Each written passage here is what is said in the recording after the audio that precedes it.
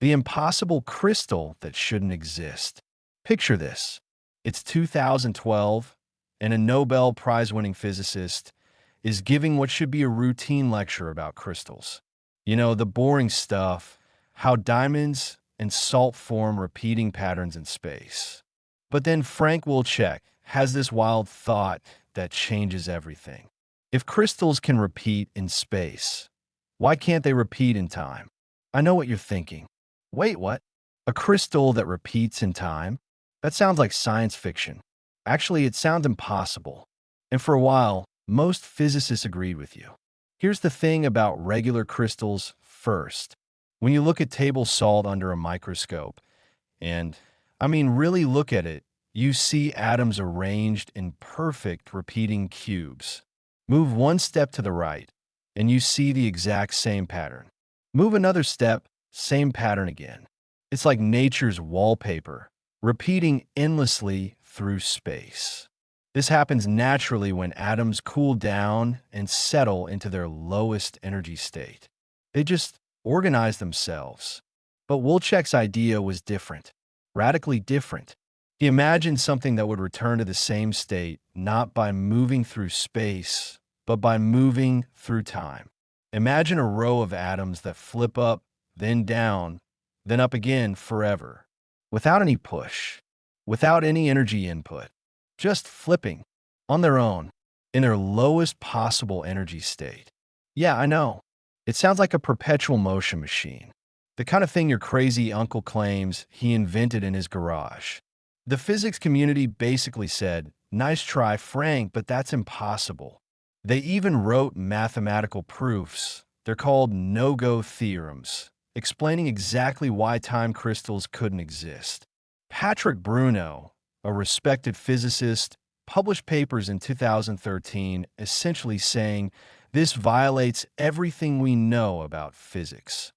But here's where it gets interesting. Sometimes in science, when everyone says something's impossible, someone finds a loophole. And in 2014, that's exactly what happened. A physicist named Christoph Sascha tried saying that 3 times fast had a different idea. What if he thought, we're looking at this wrong? What if time crystals don't need to move on their own? What if we give them a little push, a rhythmic pulse, like a heartbeat, but they respond in a completely unexpected way? Think of it like this. Imagine you're pushing a child on a swing. You push once every 2 seconds. Normal, right? But imagine if the swing did something bizarre. It only completed its swing every 4 seconds, ignoring every other push. That would be weird. That would be like a time crystal. This was the breakthrough. Instead of crystals that spontaneously break time on their own, Sascha proposed discrete time crystals, systems that, when driven with a regular beat, respond with their own different rhythm, usually double the beat. It's like the universe's way of saying, thanks for the rhythm, but I'll dance to my own tune. By 2015, theoretical physicists were getting excited, really excited. A team including Vedika Kamani, who would become one of the key figures in this field, published the complete mathematical framework for how these discrete time crystals could actually work. They figured out the secret ingredient, something called many-body localization.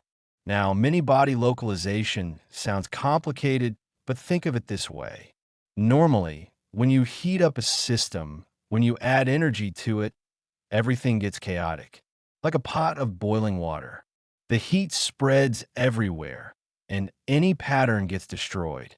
But many-body localization is like having a magic pot where certain spots just refuse to boil. They stay frozen in place, maintaining their pattern no matter how much energy flows around them. This was huge. This meant time crystals could exist without breaking the laws of physics. They weren't perpetual motion machines. They needed that rhythmic driving pulse. But there was something entirely new, a phase of matter that exists only out of equilibrium, maintaining perfect order while constantly changing. The race was on to create one in real life. 2016 was the year everything changed. 2 teams, working completely independently, achieved the impossible. At the University of Maryland, Christopher Monroe's team trapped 10 ytterbium ions. Think of them as 10 charged atoms floating in space, held by invisible electromagnetic fields. These weren't just any atoms. Each one was a qubit, a quantum bit that could be in multiple states at once. The Maryland team hit these ions with laser pulses. Pulse, pulse, pulse like a quantum drumbeat. And then they saw it. The ions flipped their quantum states, but at exactly half the frequency of the laser pulses. Hit them every second. They flip every 2 seconds. Change the pulse timing slightly. They still flip at exactly double the period. It was like the ions were saying, "We hear your rhythm, but we're going to dance at half speed, and there's nothing you can do about it." Meanwhile, at Harvard, Mikhail Lukin's team was doing something completely different but equally amazing. They were working with diamonds. Not the jewelry kind. These diamonds had special defects called nitrogen vacancy centers. Basically, spots where the carbon structure is messed up, creating little quantum systems inside the diamond. When they blasted these defects with microwave radiation, basically the same stuff that heats your leftover pizza, they saw the exact same thing. Period doubling. The quantum states flipping at half the frequency of the driving pulses. Two completely different systems, two completely different approaches, same impossible result. The physics community was stunned. Time crystals were real. But wait, I can hear you asking, doesn't this violate the second law of thermodynamics? You know, the one that says you can't have perpetual motion.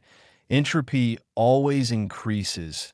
Everything tends toward disorder. Here's the beautiful part. It doesn't.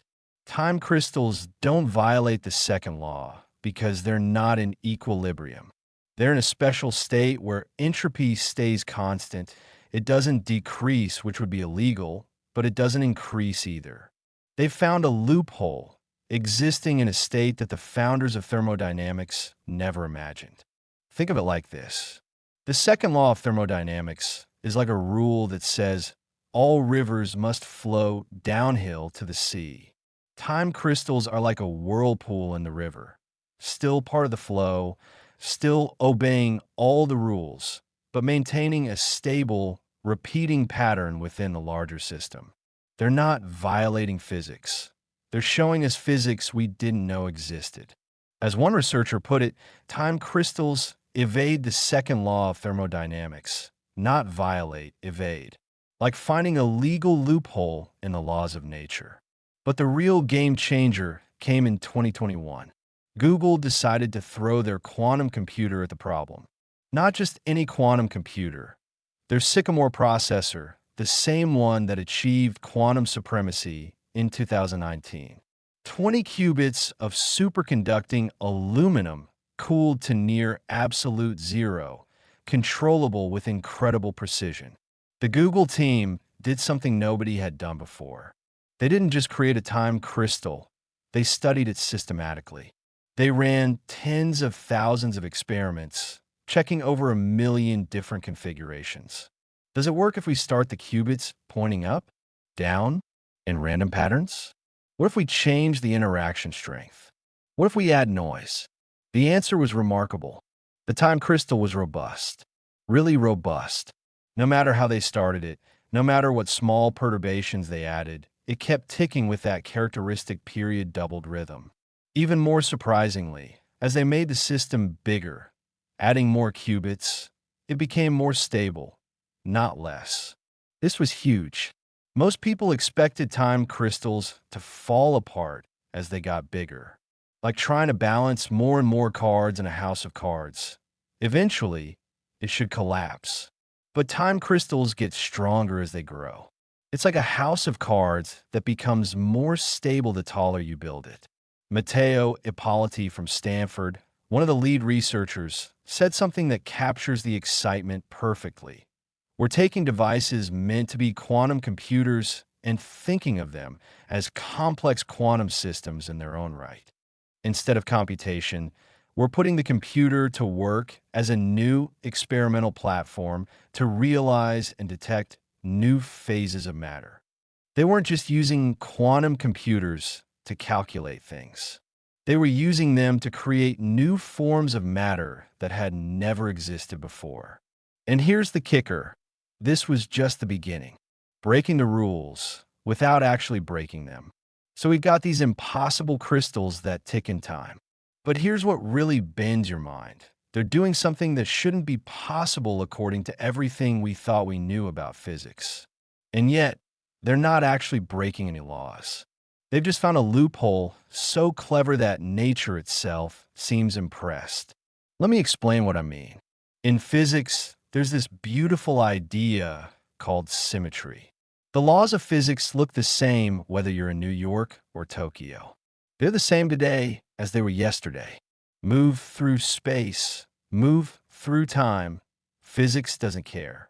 It all works the same. This is called symmetry, specifically space translation symmetry and time translation symmetry. But here's the weird part. Regular crystals break spatial symmetry. Think about it. Empty space looks the same everywhere. But once atoms form a crystal, suddenly there's special positions where the atoms are and boring positions, the spaces between. The crystal has broken the symmetry of empty space. Time crystals do the same thing, but with time. They take the smooth flow of time and break it into chunks. Tick-tock, tick-tock. Suddenly, there are special moments and ordinary moments. Time itself develops a texture. When Wilczek first proposed this, physicists freaked out. Actually, freaked out might be understating it. They wrote paper after paper explaining why this was impossible. The problem? There's this fundamental rule discovered by Emmy Noether, one of the most important mathematicians you've probably never heard of. Noether proved that every symmetry in physics corresponds to something that's conserved. Spatial symmetry gives us conservation of momentum. Rotational symmetry gives us conservation of angular momentum. And time symmetry? That gives us conservation of energy. Break time symmetry, and it seems like you're breaking conservation of energy. And that's like dividing by zero. You just don't do it. But remember that loophole I mentioned? Here it is. Discrete time crystals don't break continuous time symmetry. They break discrete time symmetry. It's a subtle difference, but it changes everything. Think of it this way. Imagine you're listening to a song with a steady beat. Every beat is the same. That's discrete time symmetry. Now imagine a dancer who chooses to move only on every other beat. They're not breaking the fundamental flow of time. They're just choosing their own rhythm within it. That's what time crystals do. The energy problem? Solved. The driving pulse adds energy, but the time crystal immediately gives it back. No net gain, no net loss. Energy is conserved. The second law of thermodynamics remains happy. Physics breathes a sigh of relief. But wait, it gets weirder. The secret sauce that makes time crystals work is something called many-body localization, or MBL. And MBL is already pretty strange on its own. See, normally when you have a bunch of particles interacting, they share energy until everything equalizes. Like when you pour hot coffee into cold milk, eventually you get uniformly warm coffee. MBL is when this doesn't happen. The particles get frozen in a quantum traffic jam. They can't share energy efficiently. Each particle remembers its initial state forever, like having perfect quantum memory. How do you create this traffic jam? Disorder. Random variations in how strongly particles interact or in their energy levels. Just enough randomness to gum up the works, but not so much that everything falls apart. Actually, let me tell you about this balance because it's crucial. Too little disorder, and your time crystal melts, the atoms thermalize and lose their rhythm. Too much disorder, and the atoms can't talk to each other at all. No collective behavior, no time crystal. You need what scientists call the Goldilocks zone. Just right. The Harvard and Maryland teams figured this out through trial and error. They had to tune their systems precisely, adjusting interaction strengths and disorder levels until, boom, time crystal. It's like tuning a guitar, except the guitar is made of quantum mechanics and exists partially outside normal space-time. Now, you might be wondering, if time crystals need this perfect balance, how stable can they really be? This is where things get really interesting. In 2018, researchers started developing a deeper understanding of what makes time crystals tick. Jay Sao and Victor Galitsky created a framework that treats time crystals more like traditional phases of matter. They discovered something surprising. Time crystals aren't made of linear oscillators, things that respond proportionally to forces. They're made of nonlinear oscillators. Push them a little, they barely respond. Push them harder, they might overreact. It's this nonlinearity that gives them their stability. Think of it like this.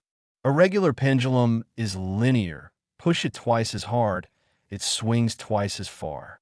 But imagine a weird pendulum that always swings the same amount no matter how hard you push it, within reason. That's nonlinear, and that's what makes time crystals so robust. Even better, Sao and Galitsky predicted that time crystals should get more stable as they get bigger. This was huge. Most quantum systems get more fragile as they scale up, like trying to keep more and more plates spinning. But time crystals are different. The bigger they are, the harder they fall. Except they don't fall. Google's 2021 experiment confirmed this. Their 20-qubit time crystal was more stable than smaller versions. It's like discovering that houses of cards actually get stronger the taller you build them. It completely upends our intuition. But here's something that really blows my mind. Time crystals don't just maintain their rhythm. They actively resist attempts to change it. Try to push them off beat, and they snap back. It's like they have a quantum immune system protecting their temporal pattern. The Google team tested this extensively. They deliberately introduced errors, added noise, started with random configurations. The time crystal shrugged it all off. As long as they stayed within the MBL phase, the period doubling persisted. It's almost like the time crystal wants to exist. This robustness isn't just scientifically interesting. It's practically revolutionary. One of the biggest problems in quantum computing is decoherence. Quantum states are incredibly fragile. Look at them wrong, and they collapse. But time crystals maintain quantum coherence naturally, automatically, without active error correction. In 2023, this theoretical promise became practical reality. Researchers at the University of Chinese Academy of Sciences, led by Biao Huang, did something nobody had done before. They used a time crystal to protect quantum information. Here's what they did. They created a really delicate quantum state, something called a GHZ state with 36 qubits. Normally, this state would fall apart almost instantly. It's like building a house of cards during an earthquake. But then they turned their quantum processor into a time crystal, and something amazing happened. The time crystal stabilized the quantum state. The periodic oscillations of the time crystal acted like a protective rhythm, constantly refreshing the quantum information before it could decay. The fragile GHZ state lasted far longer than it should have. This wasn't just a neat trick. This was proof that time crystals could solve real problems in quantum computing. As one researcher put it, this was an impressive technical achievement that opens new avenues for employing time crystals in real tasks. Think about what this means. Current quantum computers need massive error correction. For every qubit doing actual computation, you might need thousands of qubits just for error correction. It's like needing 1,000 bodyguards for every VIP. But time crystals could provide natural, automatic error protection. The bodyguards are built in. And remember, this protection gets stronger as the system gets bigger. That's exactly what you want for scaling up quantum computers. But protecting quantum information is just the beginning. Time crystals are natural clocks, perfect quantum clocks that tick with incredible precision. And in 2023, we got two breakthroughs that brought time crystal clocks closer to reality. First, researchers at UC Riverside created time crystals at room temperature. Room temperature. No more near absolute zero cooling. No more vacuum chambers that cost millions. Just a tiny disk of magnesium fluoride glass, about a millimeter across, and two lasers. The trick was something called self-injection locking. Part of the laser light feeds back into itself, creating a loop that stabilizes the whole system. It's like a conversation where you're talking to yourself, but somehow it makes perfect sense and keeps perfect time. Meanwhile, at Tsinghua University in China, another team achieved room temperature time crystals using a completely different approach, Rydberg atoms. These are atoms with electrons orbiting so far from the nucleus they're practically in another zip code. This makes them incredibly sensitive and interactive, perfect for forming time crystals. The Chinese team made an amazing discovery. Their time crystals worked better at room temperature than when cooled down. It's completely counterintuitive. Usually, heat is the enemy of quantum effects. But here, the thermal motion actually helps stabilize the time crystal. Room temperature time crystals change everything. Suddenly, you can imagine time crystal devices in your phone, your car, maybe even your watch. The quantum realm, which usually requires a PhD and $1 million lab to access, might be coming to your pocket. From lab curiosity to quantum revolution. But perhaps the most mind-blowing development came from an unexpected place, space. Yeah, you heard that right. Scientists created time crystals on the International Space Station. Think about the challenges here for a second. You're in a metal can, flying at 17,500 miles per hour, 250 miles above Earth. Everything is floating. Vibrations from life support systems shake everything constantly. And somehow, you need to create one of the most delicate quantum states ever discovered. It's like trying to perform brain surgery while bungee jumping. Yet they did it, using ultra-cold atoms cooled to near absolute zero. Because apparently, being in space isn't extreme enough. Researchers created time crystals in microgravity. And here's the kicker. They work better than on Earth. On Earth, gravity is a constant problem for these experiments. Even when you trap atoms with magnetic fields or lasers, gravity pulls on them. It's subtle, but it's there like a thumb on the scale. The atoms slowly sink, the cloud deforms, and eventually, your beautiful quantum state falls apart. In space, no gravity, no problem. The time crystals lasted longer, stayed more stable, and showed cleaner oscillations. It's like the difference between trying to meditate in Times Square versus a quiet mountain temple. The space environment, despite all its challenges, is actually quieter for quantum systems. The space experiments revealed something else fascinating. Without gravity messing things up, researchers could see new quantum correlations, connections between particles that are impossible to observe on Earth. These observations might help us understand one of the biggest mysteries in physics, how quantum mechanics and gravity interact. See, we have two incredibly successful theories. Quantum mechanics explains the very small. General relativity explains gravity and the very large. But when you try to combine them, it's like trying to run iOS on an Android phone. They just don't talk to each other. Time crystals might be a translator.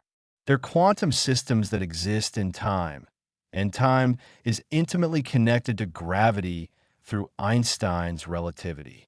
By studying how time crystals behave in different gravitational fields, or in no gravitational field, we might find clues to unite these theories. But let me bring this back down to earth. Literally, because the real revolution is happening in applications that could change our daily lives. Let's talk about timekeeping.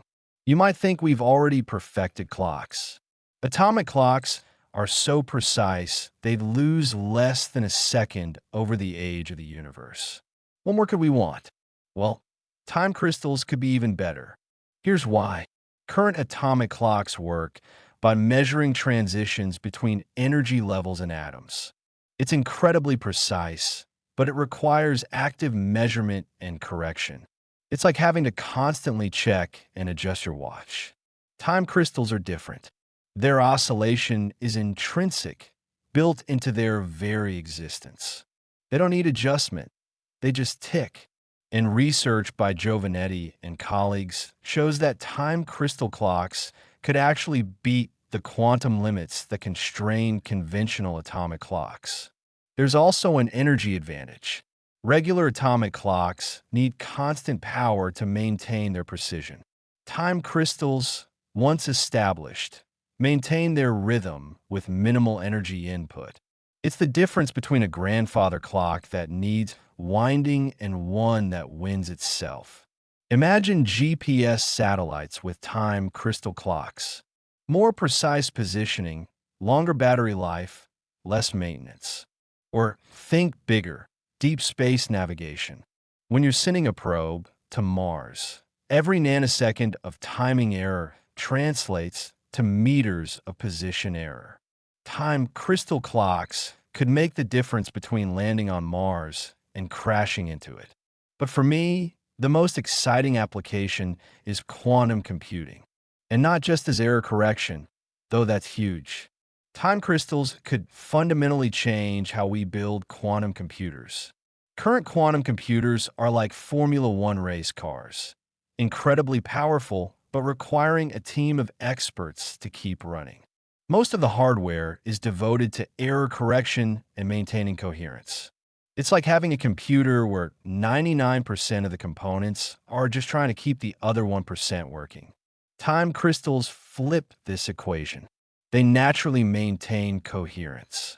They automatically suppress certain errors. It's like having a self-healing computer. Imagine if your laptop automatically fixed its own crashes, corrected its own errors, and never needed a restart. The work by Huang's team in China proved this isn't just theory. They protected a 36-qubit entangled state using time crystals. That's huge. Entangled states are the secret sauce of quantum computing. They're what give quantum computers their power. But they're also incredibly fragile. It's like trying to keep 36 soap bubbles connected without any popping. Without time crystal protection, this state would collapse almost instantly. With it, the state persisted long enough to actually do something useful. It's the difference between a flash of lightning and a light bulb. Both produce light, but only one is useful for reading. And remember what I said about time crystals getting more stable as they grow? This is exactly what we need for quantum computing. Current quantum computers hit a wall as they scale up. More qubits mean more errors, more decoherence, more problems. But if time crystals get more stable with size, we might have found a way around this wall. Some researchers are even more ambitious. They're talking about topological time crystals with special geometric properties that make them even more robust, or time crystals that exhibit more complex patterns, not just period doubling, but period tripling or even quasi-periodic patterns that never exactly repeat. These exotic time crystals could enable new types of quantum computing. Imagine a quantum computer that processes information not just in space, across qubits, but in time, through time crystal oscillations. It's like adding a whole new dimension to computation.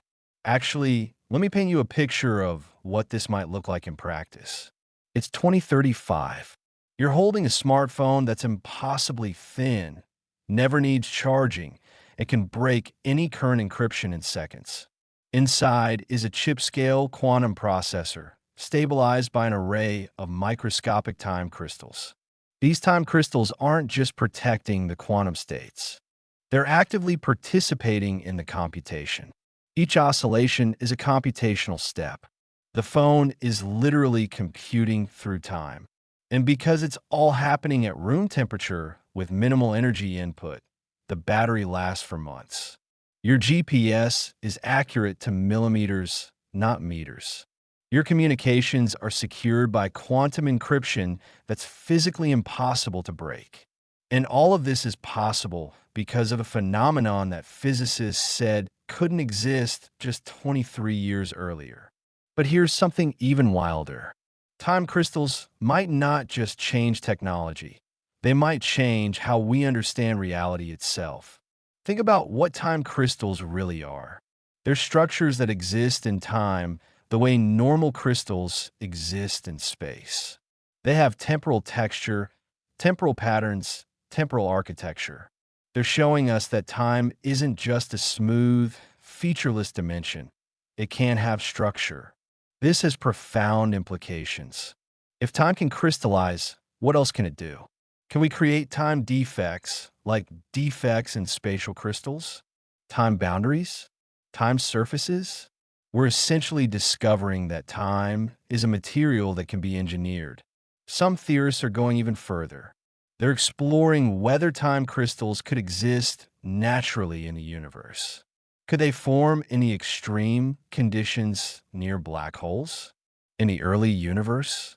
Could dark matter be some form of cosmic time crystal we haven't recognized? These aren't crazy questions. We used to think crystals only formed under specific Earth conditions. Then we discovered crystal structures in meteorites, in interstellar dust, throughout the cosmos. If spatial crystals are universal, why not temporal ones? There's also the question of continuous time crystals, Wilczek's original vision. While discrete time crystals need driving pulses, continuous time crystals would spontaneously tick on their own. No driving needed. Pure temporal order emerging from quantum mechanics. Most physicists still think continuous time crystals are impossible in equilibrium systems. But what about non-equilibrium systems? What about systems at the edge of chaos? Recent theoretical work suggests there might be loopholes we haven't found yet. If continuous time crystals exist, they would be even more revolutionary. Imagine materials that naturally oscillate in time without any input. Perfect clocks that need no power. Quantum memories that preserve information literally forever. It would be like discovering a new fundamental force of nature. And here's a thought that keeps me up at night. We've discovered that matter can crystallize in space and time. Space and time are connected through relativity. So, could there be space-time crystals? Structures that repeat in all four dimensions simultaneously? The math suggests it's possible. The physics is unclear. But if they exist, space-time crystals would be unlike anything we've ever imagined. They would be patterns in the fabric of reality itself, possibly connecting different regions of space and time in ways that seem impossible. Some researchers have even suggested, very speculatively, that space-time crystals could be related to wormholes or other exotic solutions to Einstein's equations. It's far-fetched, but so were time crystals just a decade ago. The reality-bending implications. Let me tell you something that really messes with your head. We've been talking about time crystals as if they're just another scientific discovery. But they're not. They're proof that our understanding of reality is still kindergarten-level stuff. Consider what we've actually discovered here. We found a loophole in the laws of thermodynamics. Not a violation, a loophole. It's like finding out that the universe has a terms of service agreement, and buried on page 10,000 is a clause that says, except for time crystals. Nature's own fine print. And this changes everything about how we think about impossible things. Before time crystals, If you asked a physicist about perpetual motion, they'd laugh you out of the room. Now, they'll say, well, it depends on what you mean by perpetual motion. Time crystals have made physicists add asterisks to their most fundamental beliefs. But here's what really gets me. The story of time crystals is also a story about how science actually works, and it's not how most people think. It's messier, weirder, and way more human. When Wilczek proposed time crystals, he wasn't trying to revolutionize physics. He was literally just teaching a class, explaining normal crystals, and had this random thought. Oh, what about time? That's it. No grand plan. No decades of preparation. Just a weird idea during a lecture. And the physics community's response? They basically said he was wrong. Not politely wrong, mathematically, provably. Here's a paper showing why you're wrong. The no-go theorems weren't suggestions. They were mathematical proofs that time crystals were impossible. But Wilczek's idea was too interesting to die. Other physicists kept poking at it, like kids picking at a scab. What if we change this assumption? What if we tweak that condition? And eventually, Christoph Sascha found the loophole. Discrete time crystals. Not what Wilczek originally imagined, but close enough. This is how science really works. It's not a straight line from hypothesis to discovery. It's a drunk walk through a dark forest with lots of arguing and wrong turns. And sometimes, the wrong turns lead somewhere amazing. The experimental confirmation is even weirder.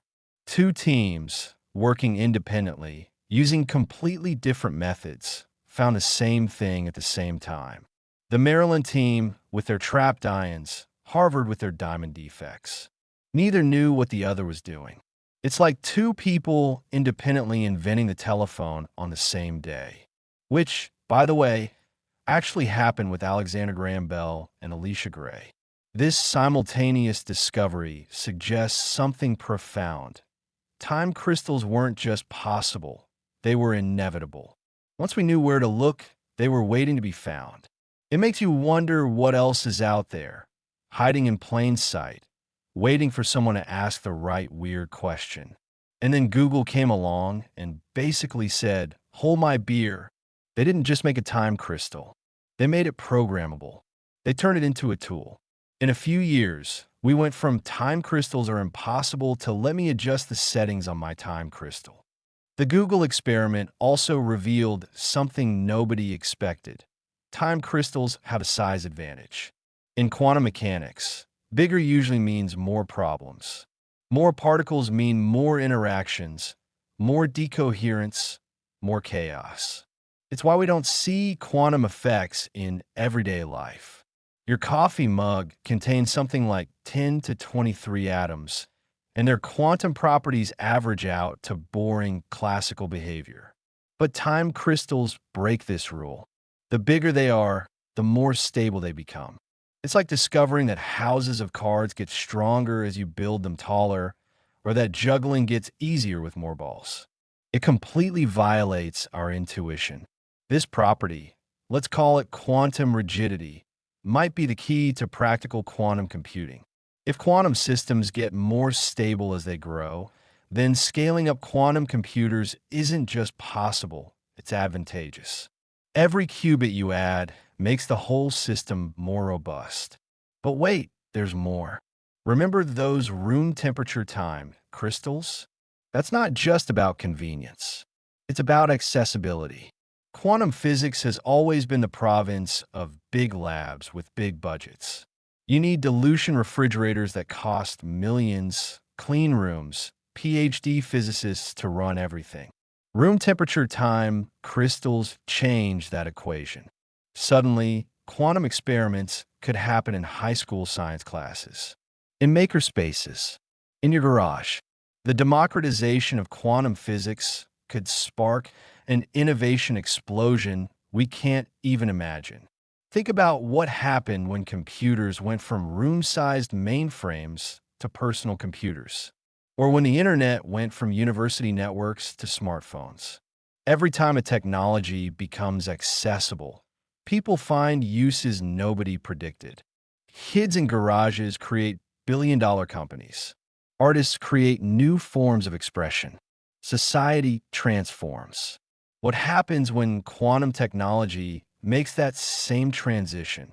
When anyone can experiment with time crystals, we might see applications nobody's even dreamed of yet. Actually, some applications are already emerging that sound like science fiction. Researchers are exploring whether time crystals could be used for ultra-secure communications. Not just quantum encryption that already exists, but something weirder. Imagine a communication system where the message exists in the temporal pattern of a time crystal. The information isn't encoded in the signal. It is the signal's rhythm. To intercept it, you need to measure the exact phase of the time crystal's oscillation, but measurement would disturb the crystal and reveal the eavesdropping. It's like a quantum lock that breaks if anyone even looks at it. Or consider sensing applications. Time crystals are incredibly sensitive to their environment. Change the magnetic field slightly, adjust the temperature, add a tiny bit of noise, the time crystal's pattern shifts. This makes them potentially perfect sensors. We're talking about sensors that could detect single molecules, measure gravitational waves, or spot dark matter. The same quantum rigidity that makes time crystals stable also makes them exquisitely sensitive to specific perturbations. It's like having a guard dog that ignores everything except the exact thing you're looking for. Medical applications are particularly intriguing. MRI machines work by detecting the quantum spin of atoms in your body. Time crystals are essentially organized collections of quantum spins. Could we create better MRI machines using time crystal physics? Could we detect diseases at the single cell level by watching how biological molecules affect time crystal oscillations? Some researchers are even exploring whether biological systems might already use time crystal-like phenomena.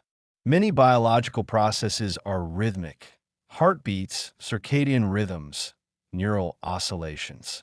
What if some of these rhythms are stabilized by quantum effects similar to time crystals? This isn't as crazy as it sounds. We've already discovered quantum effects in photosynthesis, bird navigation, and possibly even consciousness. Biology is sneakier than we thought, using quantum tricks wherever they provide an advantage. If biological time crystals exist, they could explain some mysteries. Why are some biological rhythms so stable? How do organisms maintain precise timing without external cues? Maybe evolution discovered time crystals billions of years before physicists did. But let's zoom out even further. Time crystals are teaching us something fundamental about the nature of time itself. We always thought of time as smooth, continuous, universal. Einstein showed us it's relative. Now time crystals show us it can have texture. This has implications for our understanding of the universe. The Big Bang Theory describes time starting at a point and flowing forward. But if time can crystallize, could the early universe have gone through temporal phase transitions? Could there be regions of space where time has different structures? Some cosmologists are exploring whether dark energy, the mysterious force accelerating the universe's expansion, could be related to temporal structures we don't understand. What if the vacuum of space isn't empty, but filled with quantum time crystals we can't directly detect? And here's a really wild thought. We know the universe is expanding. Space itself is stretching. But what about time? Could time be expanding too? Could time crystals be the first hint of a temporal structure to the universe we've never suspected?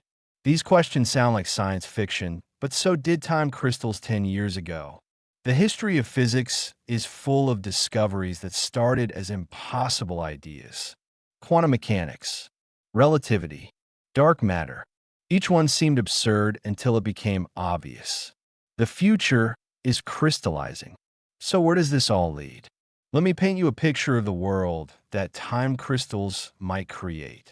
Not the far future. I'm talking about the next 10 to 20 years. First, quantum computing. Right now, quantum computers are like the computers of the 1950s, room-sized, temperamental, requiring teams of experts. IBM's latest quantum computer needs a dilution refrigerator the size of a small room, cooling systems that reach temperatures colder than outer space, and it can barely hold a quantum state for microseconds. But with time crystal stabilization, we could see desktop quantum computers by 2035. Not for everything.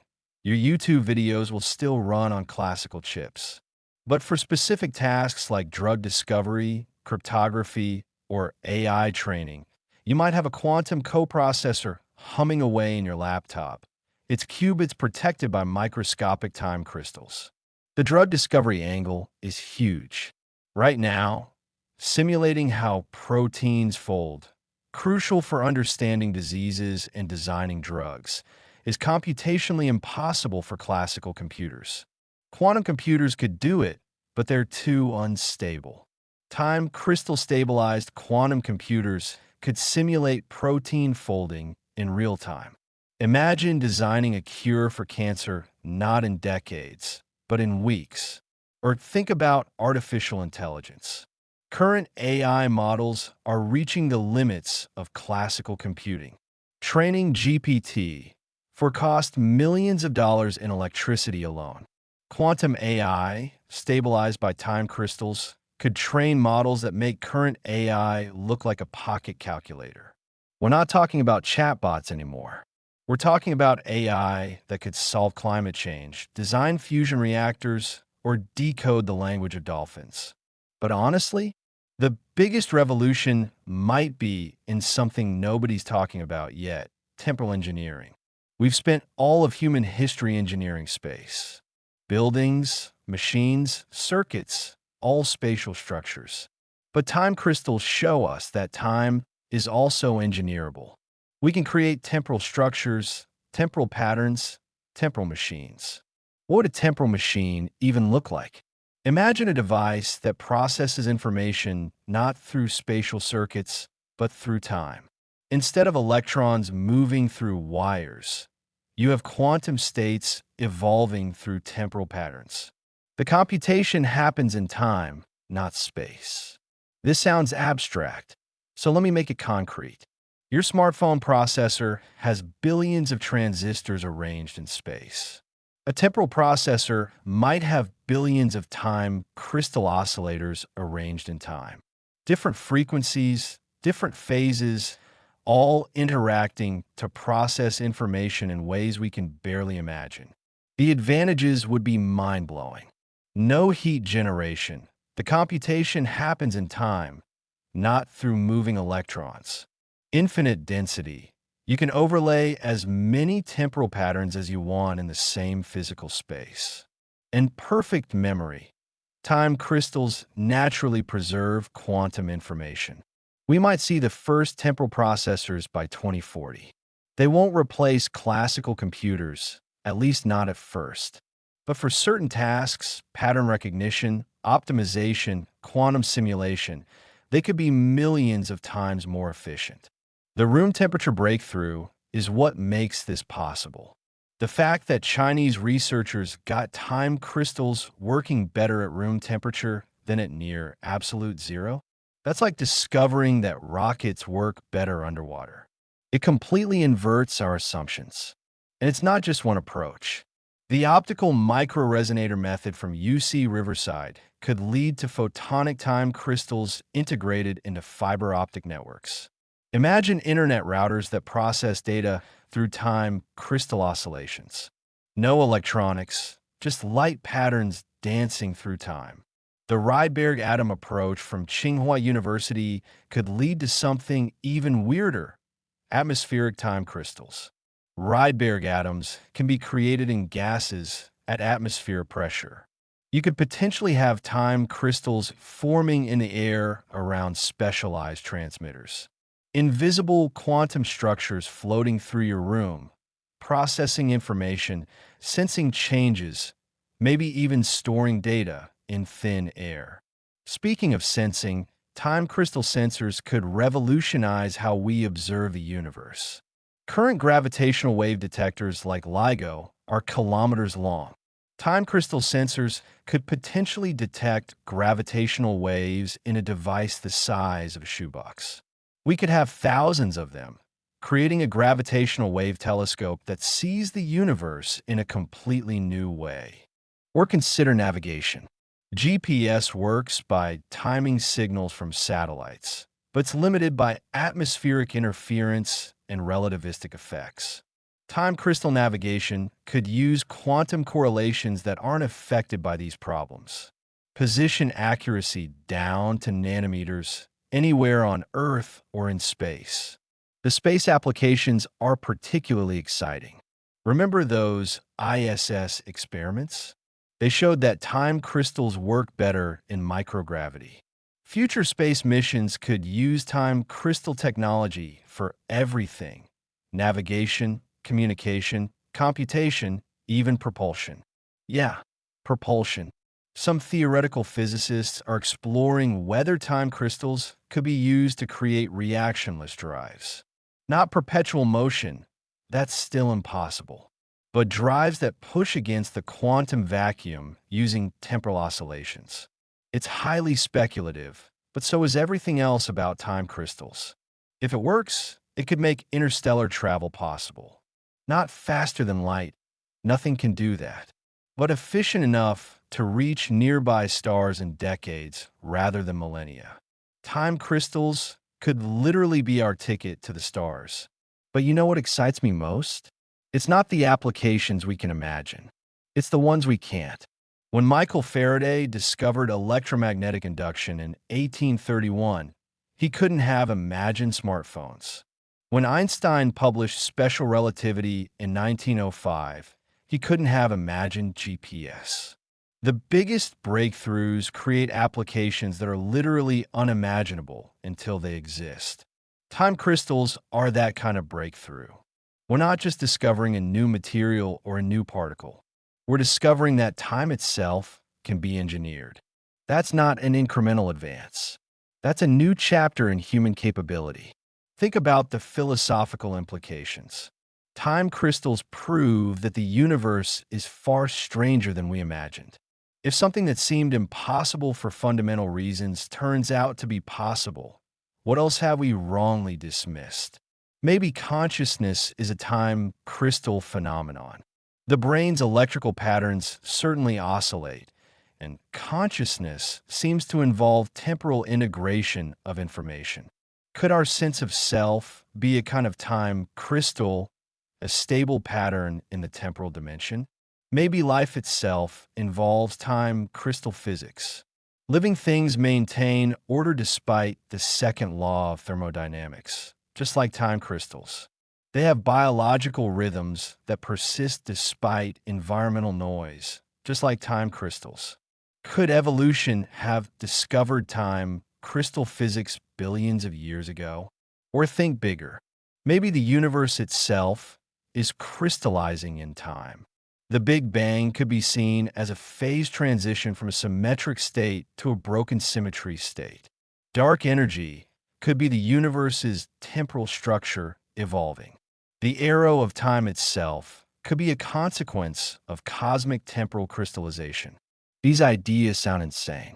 But remember, a Nobel Prize winner proposed time crystals and was told he was wrong. The best experimentalists in the world tried to create them and were told it was impossible. Then they did it anyway. The lesson of time crystals is that nature is always weirder than we think. Our intuition, trained by everyday experience, is a terrible guide to fundamental reality. The universe doesn't care what we think is impossible. And that's why I'm optimistic about the future. Not just because time crystals could revolutionize technology, though they probably will, but because they remind us that we're still at the beginning of understanding reality. We're not running out of discoveries. We're not hitting the limits of knowledge. We're just getting started. Every generation thinks they've figured out the basic rules. The 19th century physicists thought physics was almost complete, just needed a few details worked out. Then came quantum mechanics and relativity. We thought we understood phases of matter. Then came time crystals. What's next?